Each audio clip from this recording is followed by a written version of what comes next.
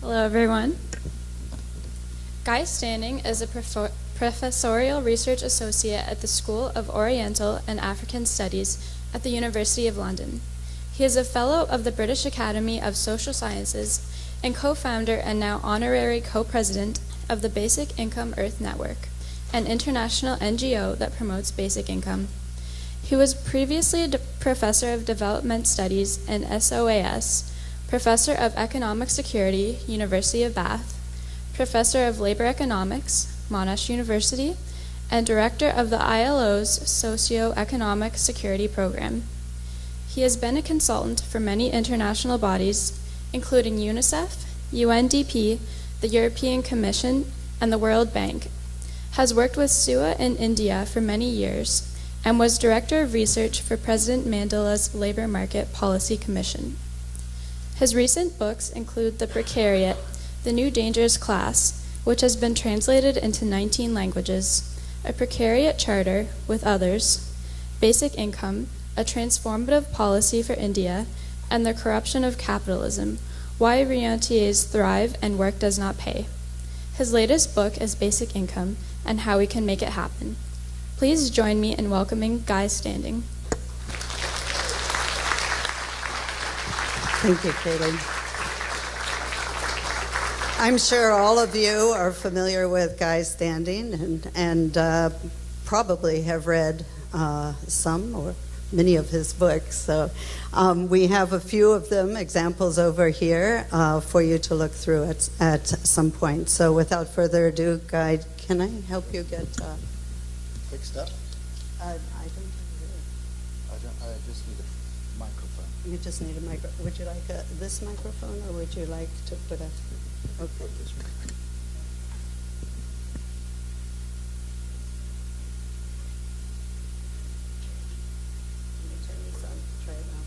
Can you hear me? Yeah. Yeah. You want to put this on your pocket? Yeah, put it in. Okay. Good morning, everybody. It's a great pleasure. It's the first time I've come to Nova Scotia, and it's a pleasure, especially as the weather has so far made it look fantastic. So that's it's always nice to get a false impression of a place. I want to begin.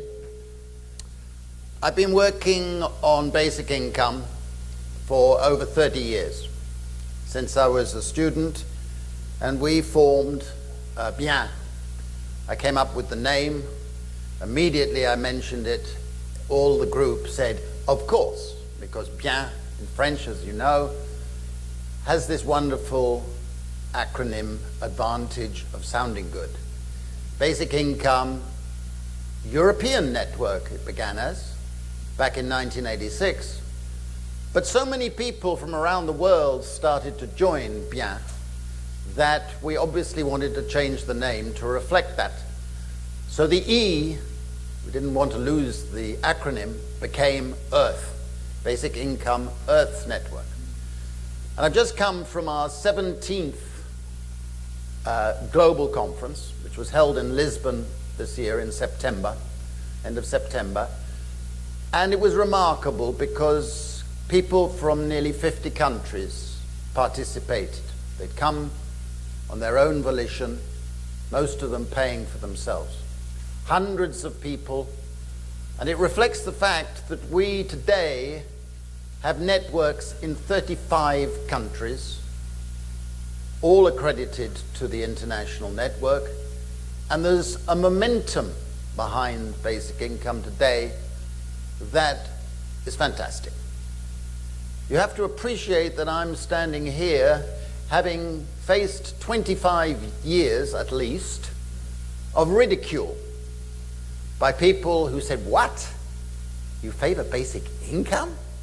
You must be mad, or utopian, or communist, or something else, or all of the above.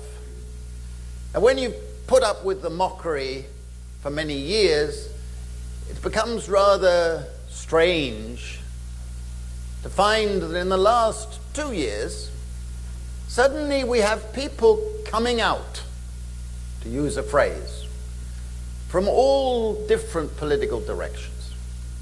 I've been invited to Silicon Valley a number of times where billionaires are coming out. Mark Zuckerberg, Eric Schmidt of Google, chief executive of Google, various others are coming out. Last year, I had the bizarre experience of being invited to speak about basic income to the Bilderberg Group. Now, probably that doesn't mean anything to you, but it's the far-right elite of the world. So imagine how I felt in this secret place with hundreds of police around, armed police around, and sitting right in the front listening to me talk about basic income was Henry Kissinger.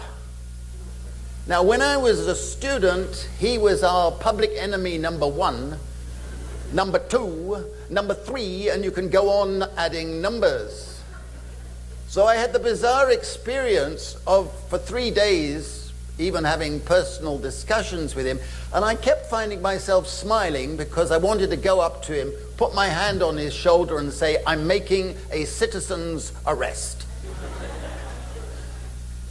But alongside was Christine Lagarde, head of the IMF. There were 3 prime ministers, 2 kings, 5 ministers of finance. And I expected them to all run for the door when I started speaking. Instead of which, they all started taking notes. The next thing that happened, they were asking questions and coming up, and surreptitiously, several of them very prominent people in the world, saying, "Actually, I think I agree with you. I think we need a basic income.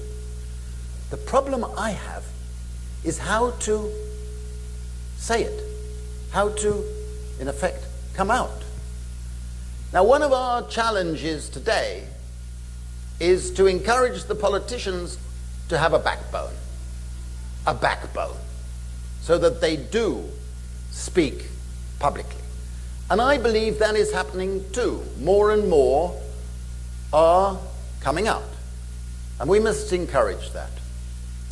The next thing that happened, I was invited to Davos. Now, someone like me does not get invited to Davos. And yet, there I was talking to global corporation chief executives.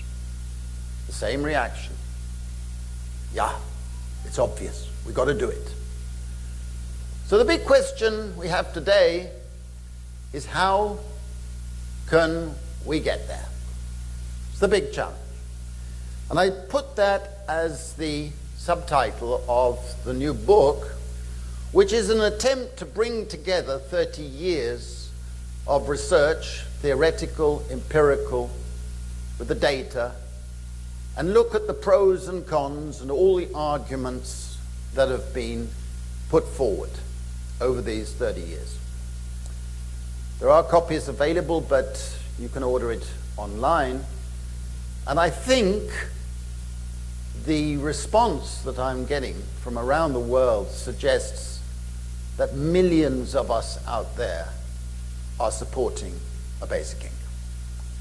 And I want to use my remarks this morning to go through some of the arguments for and against basic income. But before I do so, I want to dedicate my remarks this morning not to you good folk from Nova Scotia, or although I do that obviously, but to a fantastic event that's going to take place on November the 6th this year. For November the 6th is the 800th anniversary of a foundational document of the British Constitution, the American Constitution, your Constitution, and the Constitution of most democracies. It was the first environmental charter in history. It was the first charter in history to assert that every common man and common woman had the right to subsistence. Quite a remarkable document. It was called the Charter of the Forest. And on November the 6th, I ask all of you not only to be toasting your mayor and toasting yourselves, but to lift a glass to toast the Charter of the Forest. I've persuaded, I don't think it took much persuasion, because I'm now economic advisor to the Labour leadership in Britain. They're going to organise a celebratory event in the Speaker's Chamber of the House of Commons. And I've also been asked to speak in Durham Cathedral on the anniversary day, because Durham Cathedral has one of the only two charter originals from 1217 in its cathedral. And the Charter of the Forest not only asserted that everybody had a right to subsistence, but did so by saying they have the right to subsistence in the commons and the right to work. Not the right to labor or the duty to labor, the right to work. It was also, you could claim, the first feminist charter. Women in those days were regarded as chattels. But here, on that morning of November the 6th, 1217, it said, every widow has the right to refuse to be remarried and the right to estivaz. And what that meant was a right to have the means of subsistence. For 1217, that was a hell of an advance. Now I want to come to a few points in the book. I think it's very important to start with a definition, because a lot of people talk about basic income when they're actually talking at cross purposes. A basic income is not the same thing as a minimum income scheme. A minimum income scheme is a means-tested, targeted system. A basic income, first of all, it's basic. It may not be enough to mean we have the right to a full subsistence. We have to move in that direction. We have to accept that that is a movement in that direction. We cannot have it overnight at a level that you and I would like. We have to see it as a move. It must be basic. It must be paid in cash. And fundamentally, it's important that it's universal.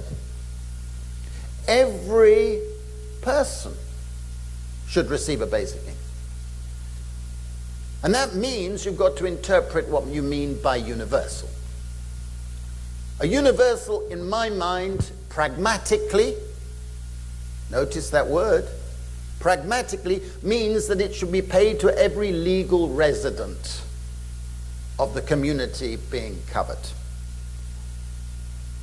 Moreover, it should be individual, so that every woman, every man should receive the same amount in cash as a basic income. And a child should receive some percentage of the amount being paid to an adult. Very crucially, basic income, again, often people are talking across purposes here. A basic income should be unconditional. Unconditional in terms of income, unconditional in terms of employment status, marital status, gender, sexual orientation. Unconditional. And crucially, unconditional in behavioral terms. It's not a basic income if I give it to you only if you behave in a certain way that I, the bureaucrat or the politician, decide is how you should behave. It's unconditional. It's paid regularly, and it's paid as an economic right, not as an act of charity. That's fundamentally important, and it's non-withdrawable. So these are the definitional qualities of a basic income, which makes it very different from a negative income tax, which some people think it's the same thing, which it isn't, or a tax credit, or a means-tested benefit. Now, the next issue, which you have to think about more than it seems necessary, is what's in a name? What is in a name? Again, a lot of people use different names. They throw in the word universal or unconditional or whatever, or minimum. I genuinely believe a basic income, without any words in front of it, captures the essence of it.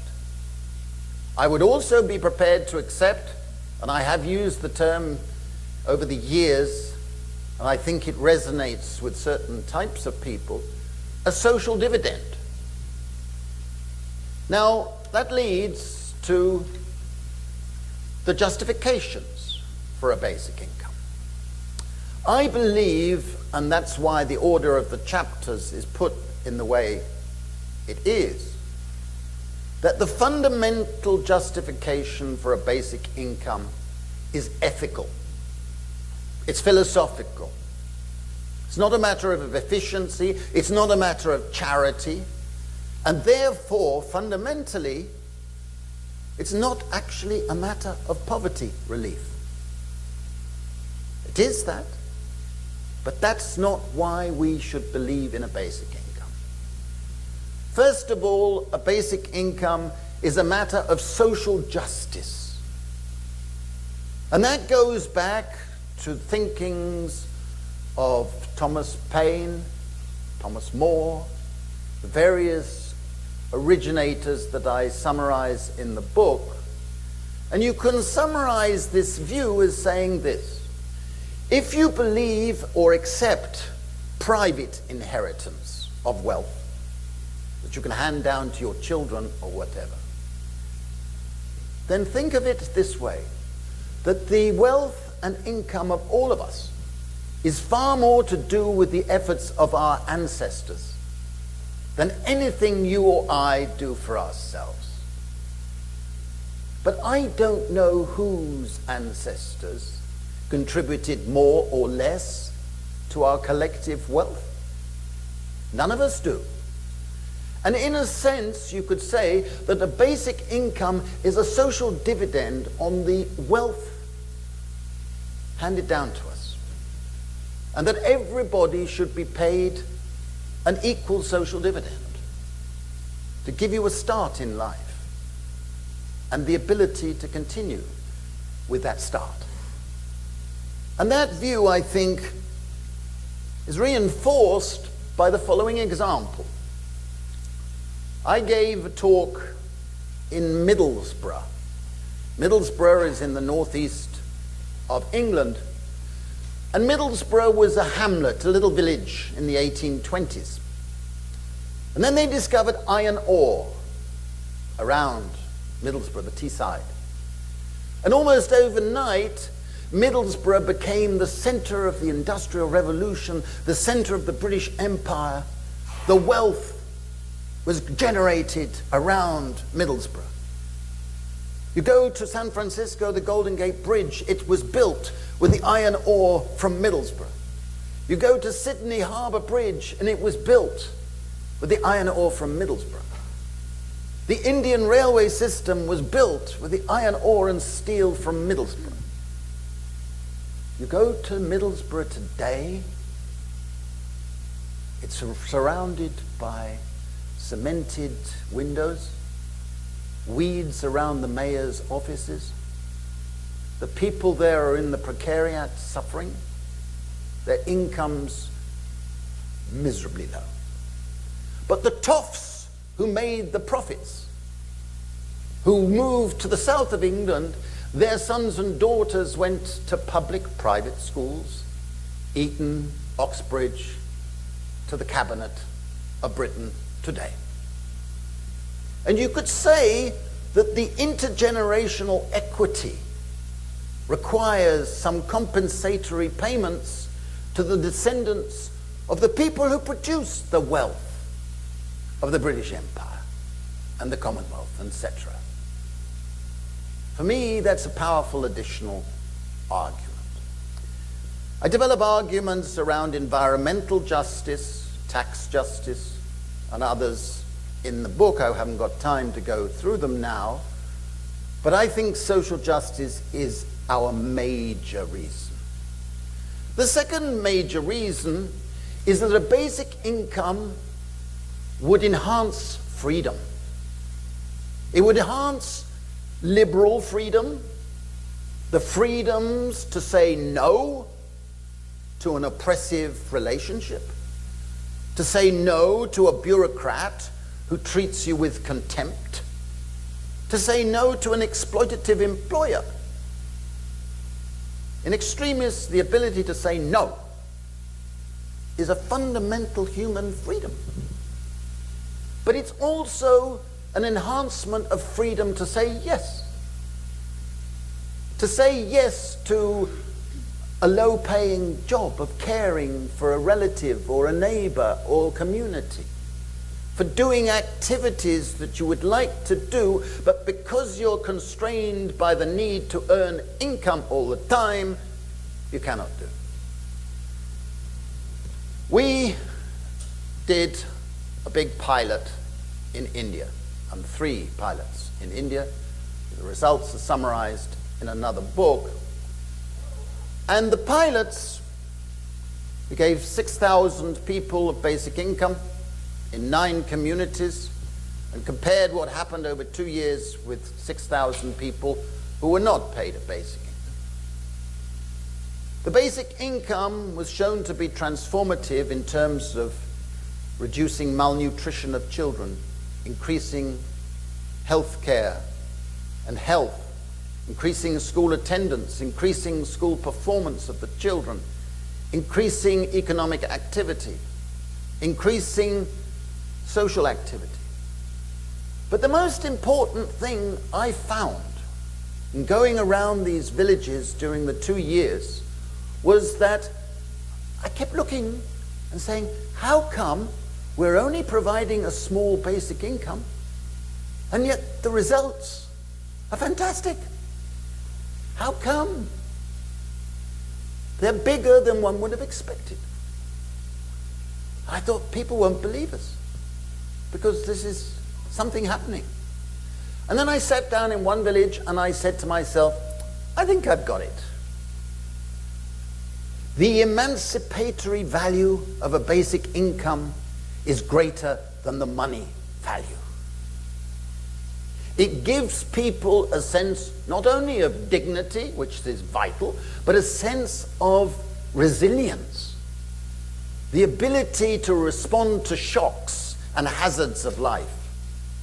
The abilities to respond to an illness, to a sudden failure of the crop or something. Because what happens is it induces collective action. It induces people, instead of having to go to a short-term money lender, to help each other. And we saw that in those villages, just as we've seen it in our pilots in Africa. The emancipatory value is vital. And the third related reason for supporting a basic income is that a basic income would give people a sense of security, basic security. We live in an age where globalization and the development and growth of the precariat around the world means that we have chronic economic and social insecurity.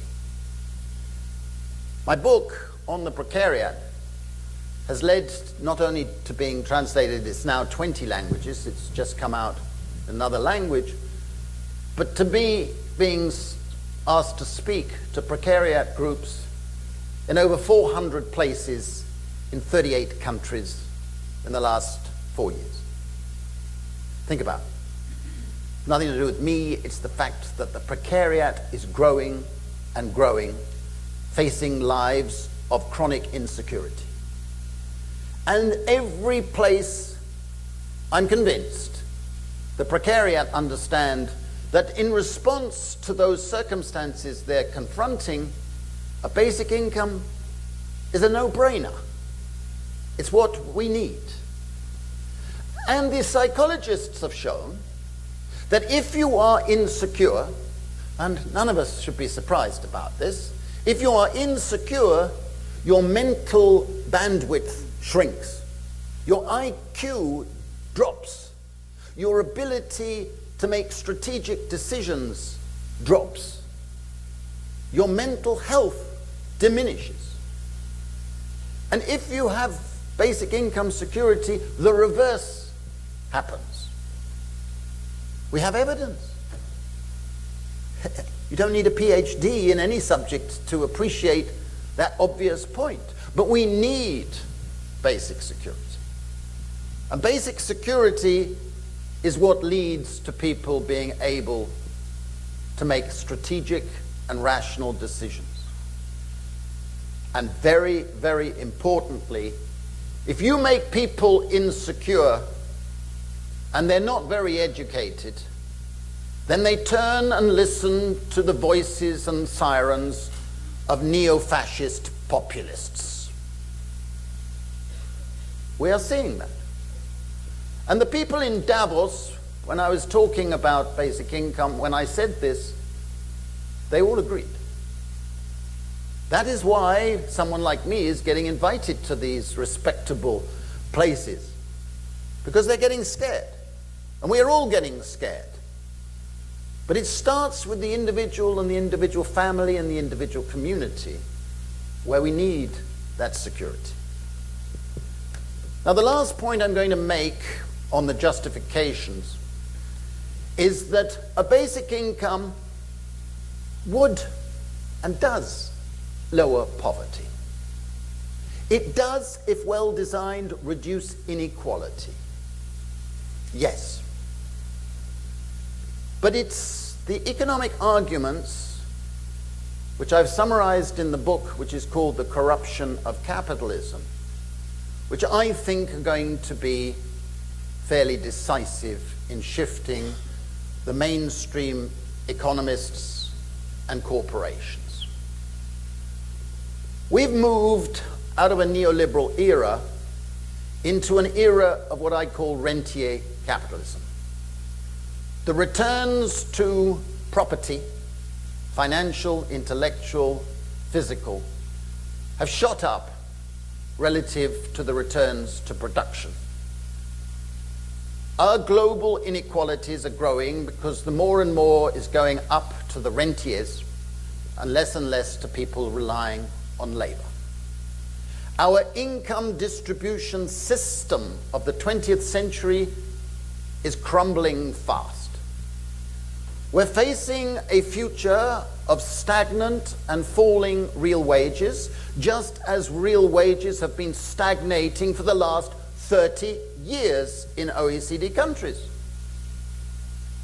Real wages in the United States are much lower today than they were in 1980. Real wages in Britain, in Germany even, in Japan even, are lower than they used to be. And we continue to go forward as if wages are going to be the solution. We must realize that actually we need a new income distribution system in which part of the rents are captured in various ways, which I go through in the book, in order to be able to pay out a basic income. It's part of the funding that we need to consider at all times. I'll stop at that point because I've only got a couple of minutes, I think. Is that right? Oh, excellent. Sorry. I can continue to put you to sleep and postpone your coffee. Now, the next chapter is about the objections. And what I've tried to do in chapter 6 of the book on basic income is I've had to listen to objections for 30 years, just as many of you have had to listen to objections. And I've listed 17 standard objections made against basic income. The first one is that this is utopian. It's never been done before, so it can't be done. They say that about every progressive idea.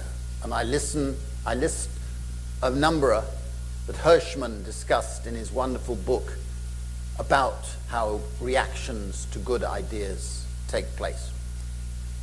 The second objection is that it is unaffordable. That's the standard thing. I've got a whole separate chapter debunking that argument.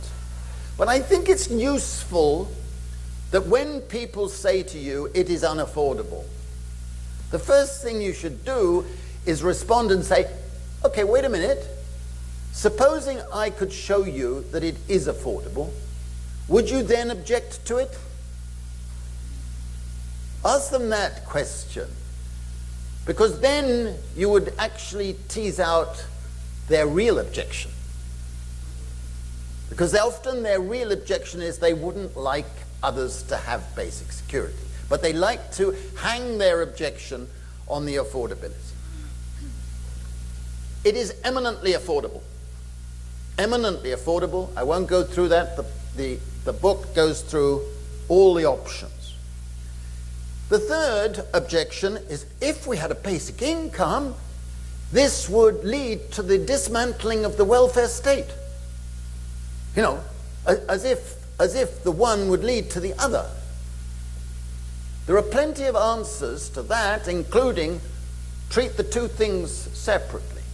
We need public social services, as your statement, eminent, very well put statement on this. We need public services. I'm not worried. I had a big public debate with Charles Murray, the libertarian far-right nutcase. It's not being recorded, so I can say these things. He wants, it is, oh dear, I retract.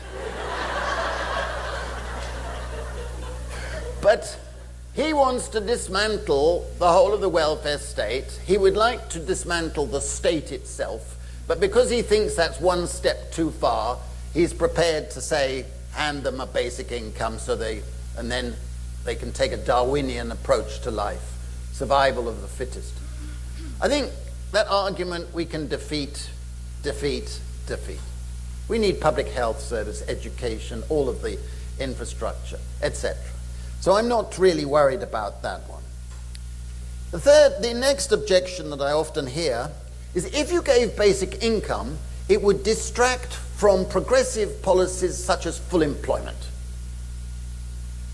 I got news for those people. Today, in a country like my own, and in many other countries, 60% of the people in poverty are in jobs. Jobs are not the nirvana of the 21st century. Instrumental things. But why do you want to push everybody into low-paying, boring, lousy jobs? Jobs. It's the wrong answer to the wrong question. I believe in work, I believe in leisure, but jobs, they're instrumental. Yes, we need to do them. Well, yes, they need to be done. But don't think there's the solution to our social and economic crisis. The next argument, which is very often put, you basic income people think that all the poor lack is money. That's not true. No, we don't say that. None of us who are advocating basic income believe basic income is a panacea. We believe it is a necessary condition for dignity, for freedom, for justice.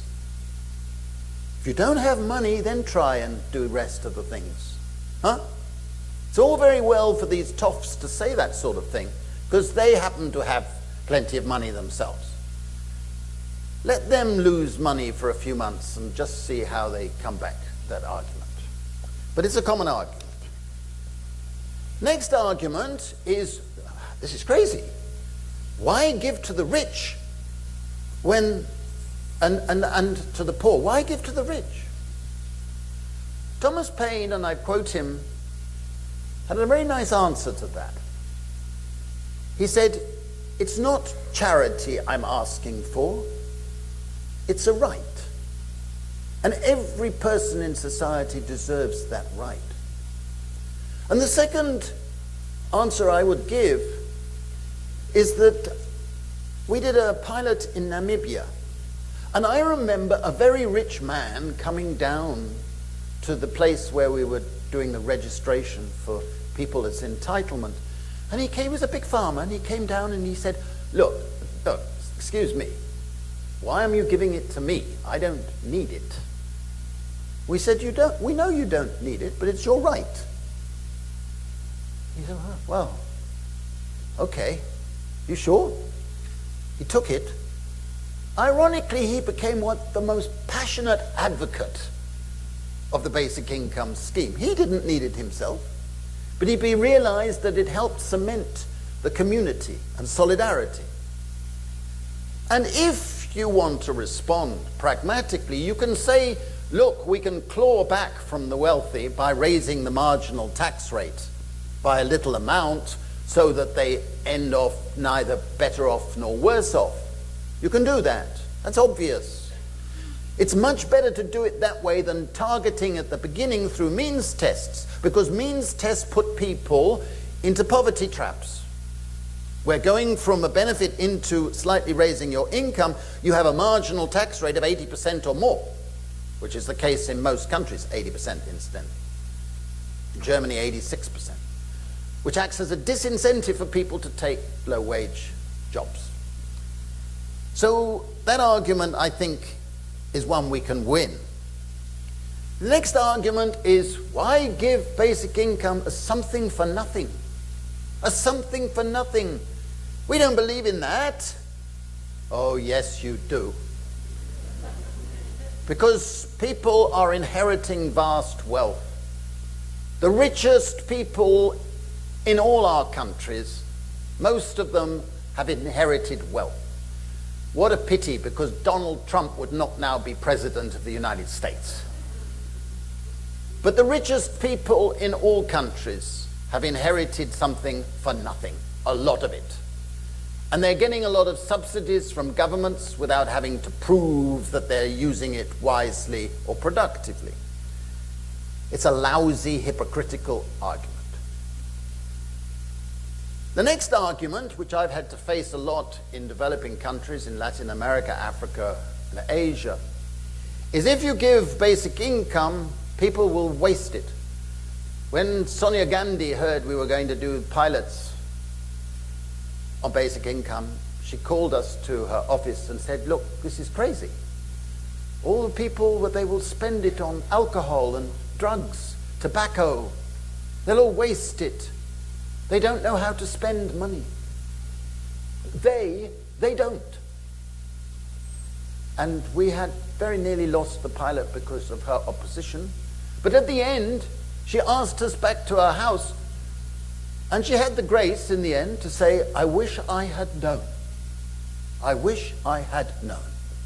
She was about to lose the general election, but people don't spend it on bads.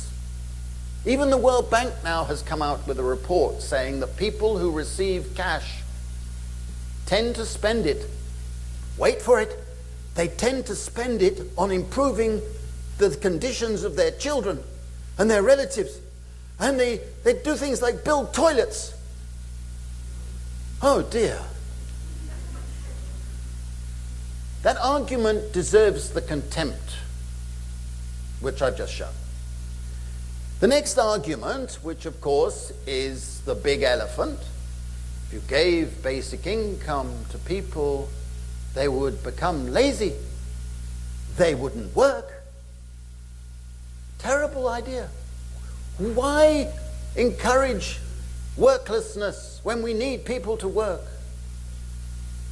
I've got news for them too, a whole chapter of news. The basic income pilots have shown that people who have basic income work more, not less. The increase in work is typically not recorded, but even in traditional forms of labor, there's an increase. But many forms of work are not in our statistics, are not in our rhetoric. The politicians don't regard it as work. Work of caring for our families. If I care for my child, it's not work. If I care for your child and you pay me something, it's work. What a nonsense. It's work. And actually, work for your own child is likely to be more productive because it's your own child. We need to reconceptualize what we mean by work. But wait for it. There are other arguments. And we should be prepared to stand up and make these arguments. The argument that we need leisure. Leisure is not a bad. Real leisure. The leisure you are showing this morning of participating in the life of the community, the life of the polis, as the ancient Greeks said. We need that. Leisure is actually productive. It makes us better citizens. It's what education should be about, enabling us to use leisure. Surely a good society is one in which increases leisure. Instead of which we have the orientation, work, labor, labor, labor, consume, consume, consume. A labor and consumption society where we don't have any sense of control of our time, and you talk to the precariat, that is their biggest problem. Leisure is great. I've just finished reading the biography of Michelangelo. Michelangelo would get the social workers and our welfare people in a frenzy of anger. He was lazy, you know. He was really lazy some of the time. They would be chasing him up, sanctioning him, taking away their benefits, strapping him around. Shameful, spending so much time in laziness. He happened to produce some of the world's greatest things through his laziness, right? So that argument is nonsense. Next argument, and I'm running out of time here, but there are a few others that I'll leave you if you're interested in the book. One argument that I hear is that if you had a basic income, it would lower wages. Because employers would say, he's got his basic income, he doesn't need to pay it. It's tax credits that do that. Tax credits are a subsidy to capital, and they tend to say to a worker, it doesn't really matter what wage I get because it's going to be topped up by a tax credit. A basic income, by contrast, would enable you to bargain more forcefully because you know that in extremis, when I say no, I've still got something in my pocket to pay for the rent or pay for my food. You would actually be in a stronger bargaining position, unlike the situation of subsidies. Now, the last point I want to make on these objections, the last one I'm going to mention because it's important for women, you sometimes still hear the argument that if you paid a basic income, it would strengthen gender dualism. I've gone through the arguments in the book. I disagree with that profoundly. I think the fact that you're paying a woman and you're paying a man individually with their basic income removes some of the poverty trap problems that exist with our welfare system, but also gives women an independent voice. One of the objections made against the MinCom experiment in Manitoba some years ago, and also in the negative income tax experiments in the United States, where Republicans made a big thing of this. They said, look, the results show more marital breakups have taken place. Shocking, you see, a basic income encourages marital breakups.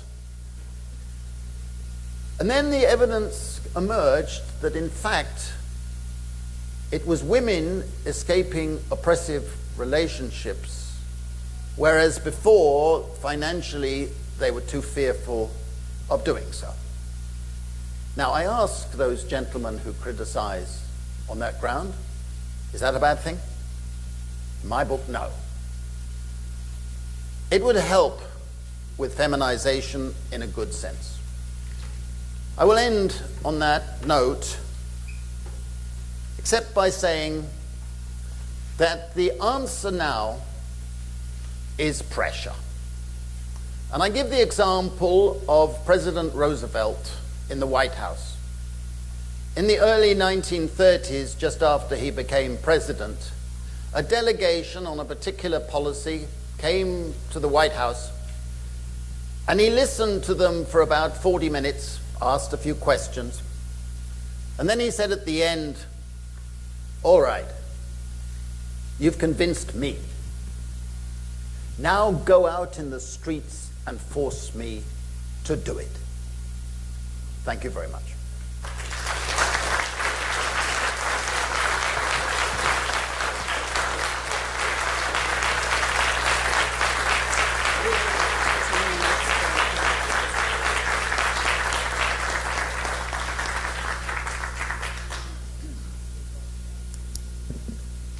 Thank you so much, Guy. We have about 10 minutes for questions, so if people would like to either come up to the mic there, or I know some of you have mobility challenges, and we can come to you.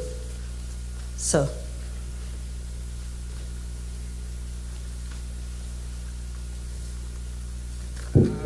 I'd like to make a short comment. You say 30 years. Well, 40 years ago, we had a candidate for Prime Minister of Canada who spoke in favor of basic income and was ridiculed, just as you have been over many years at that time. And I was so happy at that time to hear it spoken, because I believed in it then and I believe in it now.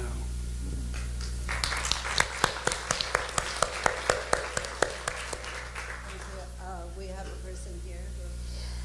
Hi, this is the second time I've heard you speak, and it's a delight. I wanted to talk, and I mentioned this at the conference in Montreal where I met you before, and it's about the common good. You talked about the common good. You were there with the lady from India, and how people, when they were given the money, like you said, they built toilets. And it was such a coincidence, because 2 weeks before that, I was listening to Bishop Drainville, the Bishop of Montreal, and he kept talking about the common good, the common good. We're not going to make any headway with poverty unless we come at that from the point of the common good. We got to be united for each other. And I guess I just wanted to rant on. I don't really have a question, but keep going after the common good, because it works.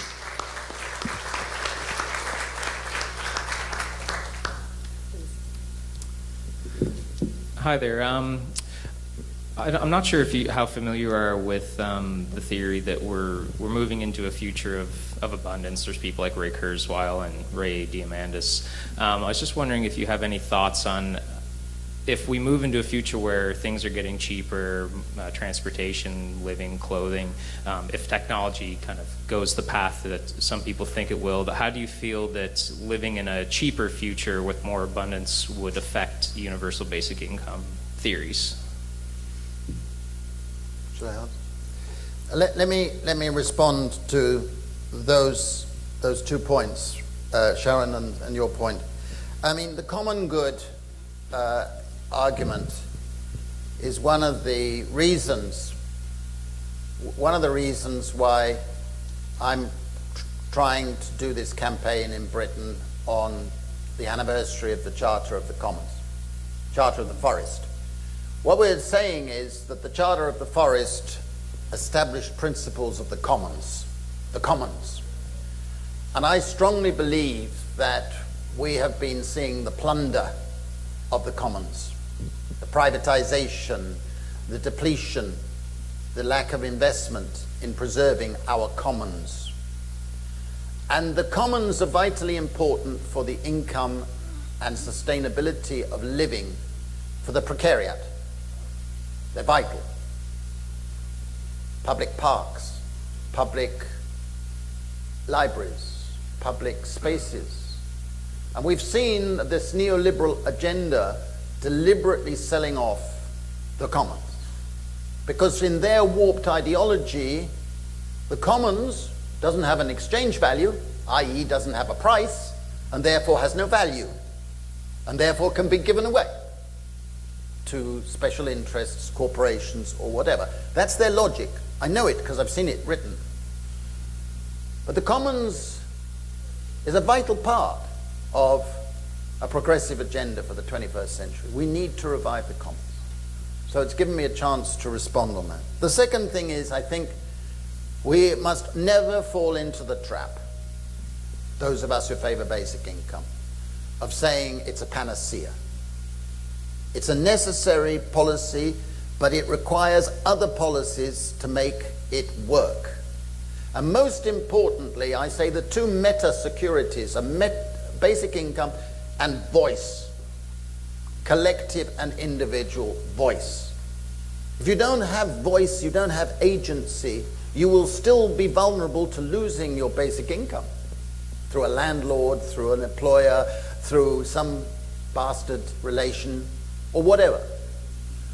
We need to remember that, because it's important to have a strategy for building a new system. And that leads to your question, really, as I understood it, which is about the advancing robots, automation, mass production, globalization. It's all linked together. The disruptive effects of this technological revolution are intensifying the insecurities of people. They're expanding the precariat, the people who cannot, however hard they work, actually obtain enough to live by from wages. And it's disrupting our political context. But it's generating rental income. And that's the point of my book, in the corruption of capitalism, because we need to recapture that rental income, which is more and more going to high tech and finance, etc., and build up the capacity to pay out a basic income for everybody. Otherwise, we're in a dystopia of chasing consumption goods, drummed in by adverts and that. And we need to escape from that. So that's my gist of my answer. Hello, thank you for your talk and for your work. When I discuss basic income with people, one objection that I face practically all the time is the idea that such a policy would inevitably lead to a rise in the cost of rent, the cost of food, the cost of public transportation. What would you answer to such an objection? I'm just looking up. It's objection number 14 in the book. Thank you. We just got the book. So I discuss it. It's that number. It's bad economics. I have a PhD in economics. I'm a professor of economics, etc. And whenever people make that argument, I say this is one-handled scissors. If you give a basic income, first thing you're realizing is you're actually substituting for something else. So you're not necessarily increasing the amount of money in the system, right? The money in the system determines aggregate demand, which determines prices. The second thing is, as we found in our pilots, if you give people a basic income, two things happen. One is that it increases the demand for basic goods and services. And what we call the elasticity of supply means that more people come forward to produce those basic goods and services because they know they've got a market out there, right?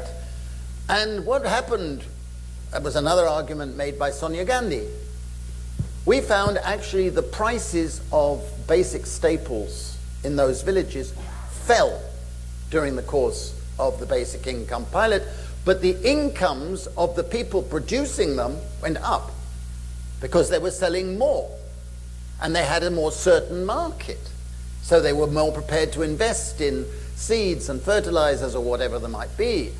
And then there is evidence also, which I summarize from other parts of the world, where an injection of cash, if it's broadly based, leads to an increase in the supply.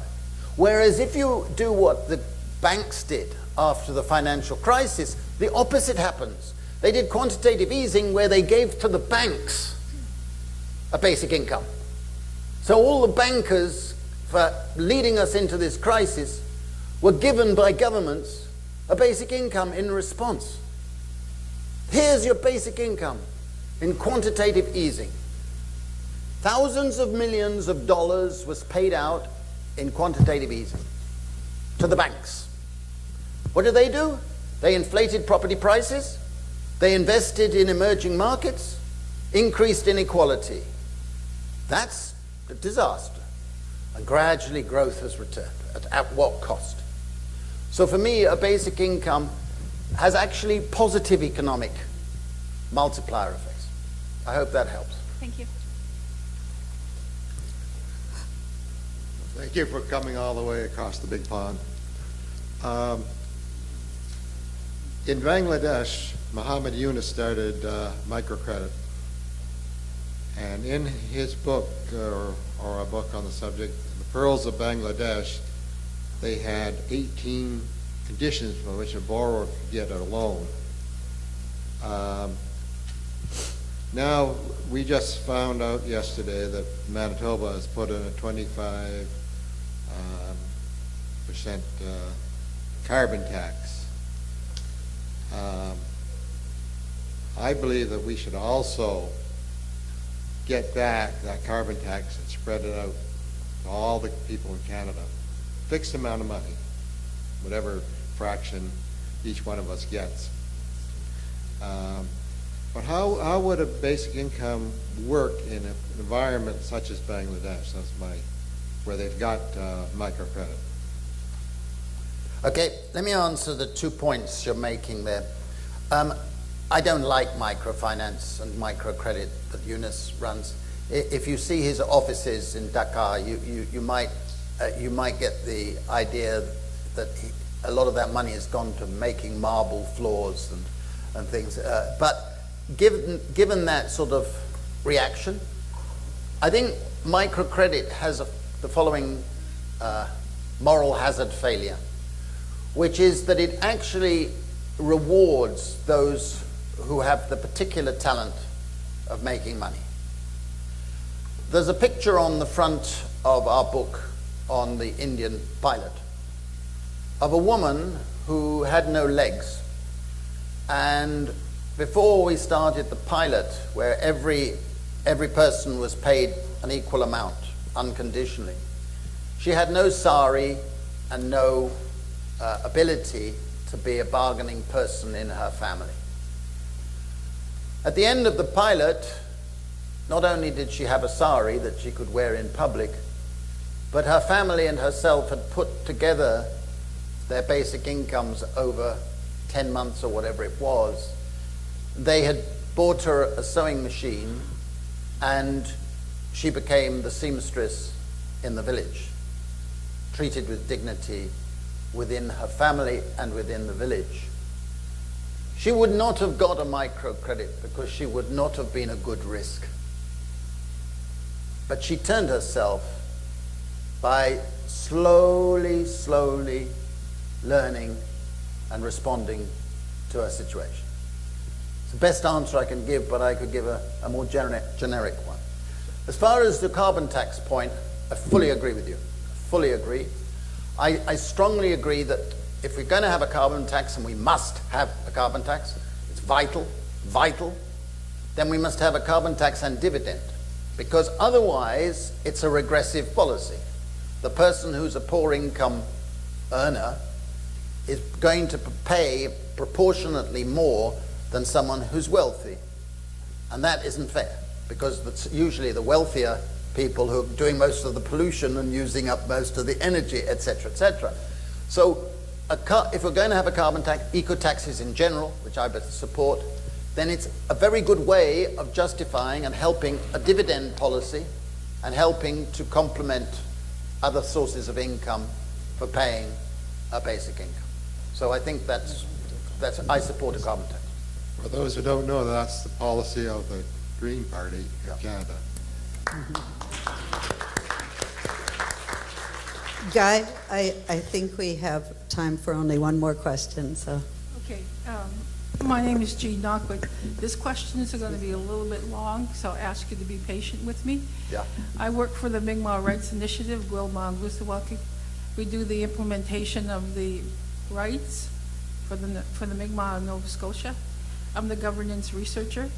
I must commend you and say your information on the basic income as a social justice is very good. I like the fact that you say it's a private inheritance of wealth whose ancestors contributed, and that social dividends are on the wealth, and everyone should be paid a social dividend. I agree with that. I must tell you, the only thing that I kind of disagree with is that in the definition of basic income or guaranteed income. I think we need to have some discussion about that. But what I was going to say to you is this, is that we're looking very closely in Nova Scotia, the Mi'kmaq of Nova Scotia, of how to change the social programming. We want to be able to take over our own affairs, as they say. Everyone knows that.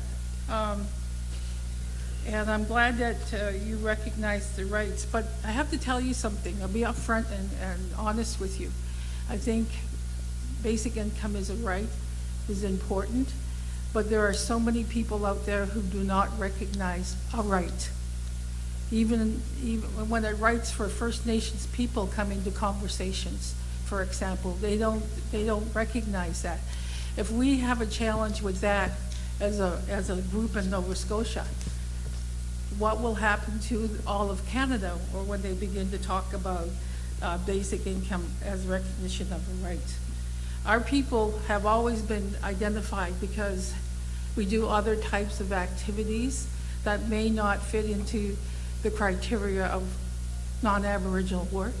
We're deemed as being lazy, taking advantage of the system.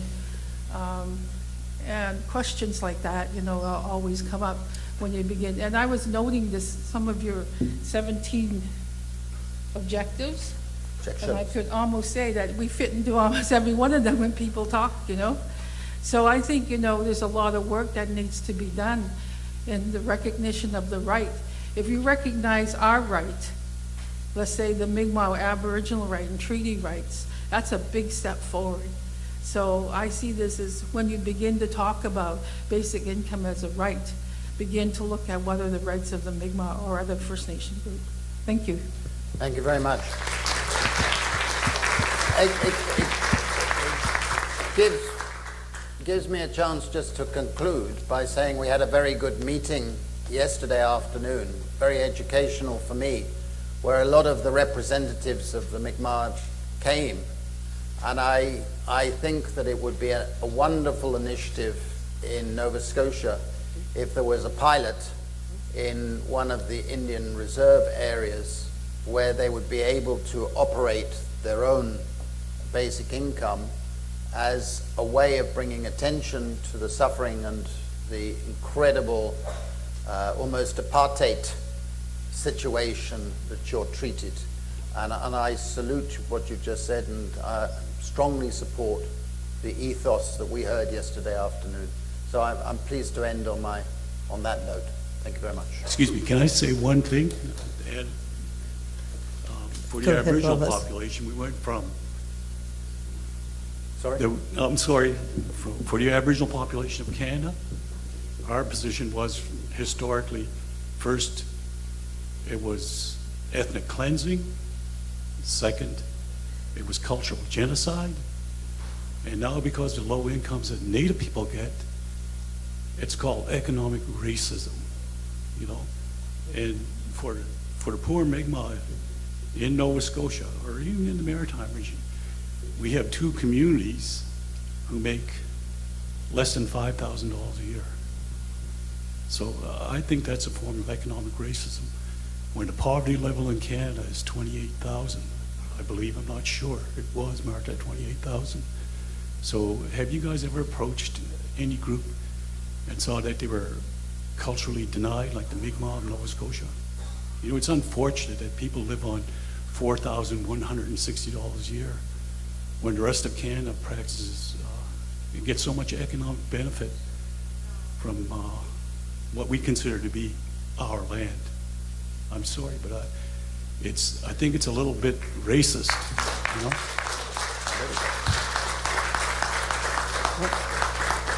Yeah. Agreed. I agree. It's And shocking. It's It shocking. is. And I want to actually take this opportunity to read a statement. We would like to begin to acknowledge that we're on Mi'kmaq, the ancestral and unceded territory of the Mi'kmaq people. This territory is covered by the Treaties of Peace and Friendship, which Mi'kmaq and Maliseet people first signed with the British Crown in 1725. The treaties did not deal with surrender of lands and resources, but in fact recognized Mi'kmaq and Maliseet title and established the rules for what is to be an ongoing relationship between nations. Thank you for both of those comments, and thank you, Guy, very much.